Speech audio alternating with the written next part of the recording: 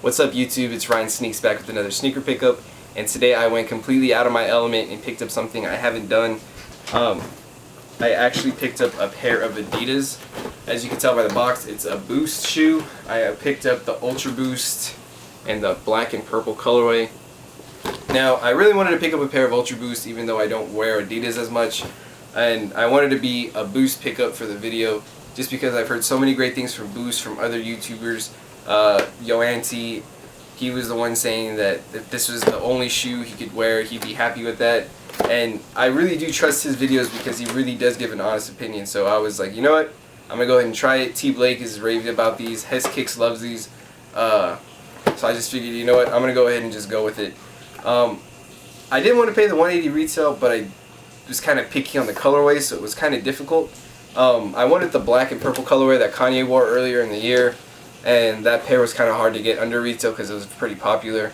But I did run across a site called Ola Bird Sports. They had a 12.5, 13, and 14 for $150 shipped. So I picked up the 12.5 thinking, you know what, in Flyknit I can wear a 13, and I figured, you know, Flyknit, Primeknit, same thing, so whatever. Picked them up, and this is it. Very, very nice. These have been worn. I wanted to give an honest review of these because I've never worn an Adidas shoe. Well, actually I have, but I haven't worn one in what, like 3-4 years. So I figured, you know what, I'm going to wear these, see how comfy they really are, and then give you an honest review on them. I busted them out for work. I had an 8-hour shift and I'm on my feet all day. So I said that'd be the perfect opportunity for me to wear these and see how they really are. First thing I wanted to see is this is the Primeknit that they offer to you in Adidas. Very similar to the Flyknit. The only difference is it's very thick, and it also is it looks like it's dual layered, honestly. There's a lot more on it than Flyknit. You can't really see your whole sock through it like you could with the Flyknit. So it was something interesting that I was looking at. I was kind of nervous that it would be tight or a little bit too big, because with me I have to size at least a 12 in Flyknits when I'm 11 to 12, and I can even do a 13 because they run so narrow. Another problem I had with Adidas is they run really narrow on me, but this one looks looks to be a little bit wider. So I was like, well, maybe they'll be too big. But the Primeknit acts like a sock, I think. It's really, really form-fitting and tight. It grips your foot. It's a little bit better than Flyknit when it comes to just being like very supportive on your foot. Now Flyknit's a little bit more breathable in my opinion, but if we're going for comfort, this one really does hug your foot compared to Flyknit where it's real stiff and it holds its shape pretty much. I really have no complaints on the Primeknit. I'm actually going to say this, I prefer Primeknit over Flyknit. Even though I've only had one shoe of the Primeknits, I think it's a lot better than Flyknit. I just like the way it feels, the way it looks. I like how it looks a little bit more durable. The next thing is the cage on this is actually a nice little subtle branding on it. I've seen like T. Blake, he cut his off right there and left it just like as a booty system. And that's okay, but I would rather keep them the way they were. So I went ahead and stuck with that, and I have zero complaints about it. The only thing is, it took these a while to break into my foot. About the 3rd hour of work, it was kind of hurting on the inside right here, and I was like, well, there you go. Adidas doing their thing again where it runs real narrow. But about 30 minutes after that, I didn't even feel it. I think what it is this, it forms to your foot and it just gives in whenever it feels the tension on it. And the Boost material right here, when I worked at Finish Line, what was it, 2-3 years ago, Boost had just came out and they really tried to promote it with Adidas, and it just wasn't working because the Roshi runs came out and everybody was hyped on those. Now that Kanye is wearing these are getting the most hype, and I felt that might as well try it out. Just if everybody's going with it, why not? So the padding in the back is very supportive. The heel cuff gives you great support. The heel tab right here is very thick, so it's easy to pull on and off, and also on your Achilles you don't really feel too much. So it's very nice. Some problems that I have with shoes is if my back ankle rubs on the back, it starts to hurt, but I didn't have that problem at all. And the Boost is the biggest feature to it.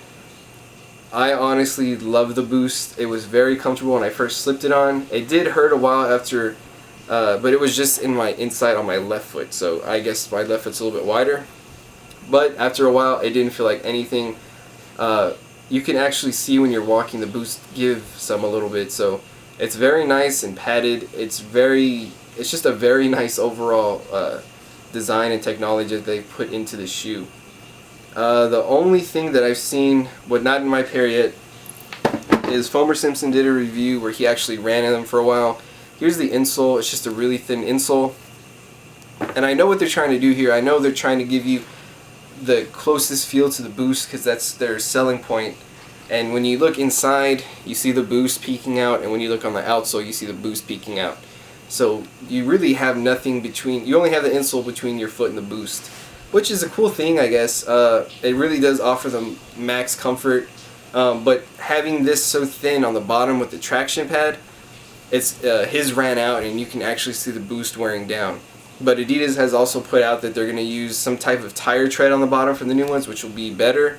But I mean, honestly, with these, I'm not going to run in these. These are going to be more for comfort. I usually do run in Lunars anyway, so I'll just stick to that because I really don't want to change that up. But these are very, very comfortable, very, very nice. And I would not recommend going down, especially if you're a little bit wider of a foot like me. I'd recommend staying true to size to half up. I went 12.5. My true size is 11.5. And I really don't have much problem. If anything, I have a little more room in the top, but I'm cool with that because the Prime Knit really does hug your foot and you don't feel the difference. So overall, I give this shoe an A. It's very, very nice. Like I've heard the people say if they had to pick one shoe, it would be Ultra Boost to wear for life. It's the best running shoe ever. It's the best shoe ever. I wouldn't go as far. I would say it's just as comfortable as a Flyknit Lunar Chukka. Not the Free Chukka, the Lunar Chukka. Those are amazing. It's a lot more comfortable than a Flyknit Racer, which I didn't think I was gonna say because I'm a Flyknit Racer till the death, but these just really do blow it out of the water. I'm not even gonna lie. But yeah, I mean, I'm gonna try to pick up some different stuff now. Adidas, Saucony, New Balance, Puma, whatever I can find that's very nice and appealing to me, because I'm having this one problem with Nike right now where they're doing the online raffle system, which is really nice. I like that. You can't get beat by bots or anything. But for some reason, when I enter my email and my password, it says your email or password is incorrect. I'm able to buy off the sneakers app. I can log into my Nike account, but the raffles just don't work for me. Nike's talks to me over DM via Twitter. They talk to me over Twitter, and they basically tell me the same thing every time: reset your password. And that's all I've been doing and nothing. So if I can't get a shoe for retail from Nike when I'm trying to give them my money, I don't see a point in trying to get every shoe from them anymore. Try something different. These, I mean, these are probably one of the best shoes I picked up most comfort-wise. And if they're not going to allow me to pick up their shoes, I'm going to go ahead and pick up Adidas, Saucony, Puma, Reebok, Nike, not Nike, what is it? New Balance. I'm just going to pick up whatever I can because if I like it, I'm able to get it, I'm going to go ahead and get it because Nike's not allowing me to give them my money. Which is kind of funny when you think about it, but that's how it is. So unless they get that sorted out, I'm probably not going to be picking up many Nikes because most of their nice stuff is going to be raffled off now. Unless there's a GR I like and I'm able to pick it up, then there you go. But very happy with this shoe. I can't wait to see what the new model, the revamped model with the new tread and everything looks like. I heard the whites are restocking soon. I'll go ahead and try for those. I also want to try tubulars. There's all these different options now that I'm going through with it. I'm really looking into Puma as well. But very, very nice shoe. Very nice comfort-wise. The fit is amazing. Just overall, it's a very, very nice shoe. So I recommend picking the pair up. Like I said, size true to size. Don't try to go, if you have to go a half size down, go, but don't go a full size down. You're not, I would say you're not going to like it because it's a little tight unless you like that fit. But I would say you can go a half size. I went a full size and had no problem at all. So a lot of people have been asking me to do on feet reviews, so I'm going to go ahead and throw this on and do an on foot. So there you go. Don't forget to like, comment, and subscribe, and I'll see you on the on foot.